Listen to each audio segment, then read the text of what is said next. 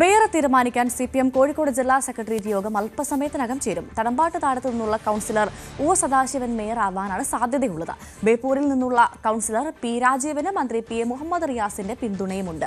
വൈകിട്ട് LDF യോഗവും ചേരും. MS അനീഷ് കുമാർ വിവരങ്ങളുമായി ചേരുന്നുണ്ട്. അനീഷ്, ഒരാൾക്ക് ഏറ്റവും പ്രധാനമായി മന്ത്രിയുടെ മുഹമ്മദ് റിയാസിന്റെ പിന്തുണയുണ്ട്. മറ്റൊരാൾ പ്രത്യേകിച്ചും സ്ഥാനാർത്ഥി അല്ലെങ്കിൽ മേയർ ആകുമെന്നുള്ള തീരുമാനം ഏകദേശം ആയി എന്ന് മനസ്സിലാക്കുന്നു. അപ്പോൾ എന്ത് ഇന്ന് സംഭവിക്കും? ഇന്ന് തന്നെ ഒരു തീരുമാനമുണ്ടാകുമോ? കോഴിക്കോട് ഇന്ന് തന്നെ മേയർ ഉണ്ടാകുമോ?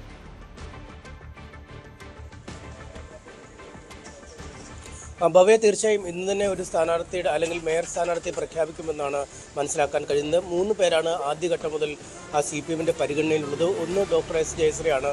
അവർ കഴിഞ്ഞ കൗൺസിലിലെ ആരോഗ്യ സ്റ്റാൻഡിംഗ് കമ്മിറ്റി ചെയർപേഴ്സൺ ആയിരുന്നു. ആ കൗൺസിലിൽ തന്നെ അംഗമായിരുന്നു. തടമ്പാട്ട് താഴത്തു നിന്നുള്ള അംഗമായ ഒ സദാശിവൻ, ഒപ്പം ബേപ്പൂരിൽ നിന്നുള്ള P രാജീവ്. ഇങ്ങനെ 3 പേരുകളാണ് ആദ്യഘട്ടം മുതൽ ചർച്ച ചെയ്തിരുന്നത്. പക്ഷേ S ജയശ്രീക്ക് തിരിച്ചടിയായി മാറിയത് കഴിഞ്ഞ തവണയും വനിതാ മേയറായിരുന്നു കോർപ്പറേഷൻ ഭരിച്ചത് എന്നാണ്. റൊട്ടേഷനൊക്കെ അടിസ്ഥാനപ്പെടുത്തി അടുത്ത തവണയും അങ്ങനെ ഒരു സ്ഥാനത്തിലേക്ക് തന്നെ വരും. അതുകൊണ്ട് തുടർച്ചയായി വനിതാ മേയർ ഭരിക്കുന്നു എന്ന ഒരു കാര്യം ഒഴിവാക്കുകയാണെങ്കിൽ അത്തരത്തിലൊരു ഒഴിവാക്കൽ ഉണ്ടാകുമ്പോഴാണ് ജയശ്രീയെ ഡെപ്യൂട്ടി മേയർ സ്ഥാനാർത്ഥിയായി പാർട്ടി പരിഗണിക്കുന്നത്. എന്തായാലും നിലവിൽ ഒ സദാശിവൻ എന്ന അവരുടെ നഗരസഭയിലെ കക്ഷിയുടെ ഏറ്റവും മുതിർന്ന അംഗത്തിന് തന്നെയാവും ഈ മേയർ സ്ഥാനം ലഭിക്കാൻ സാധ്യത.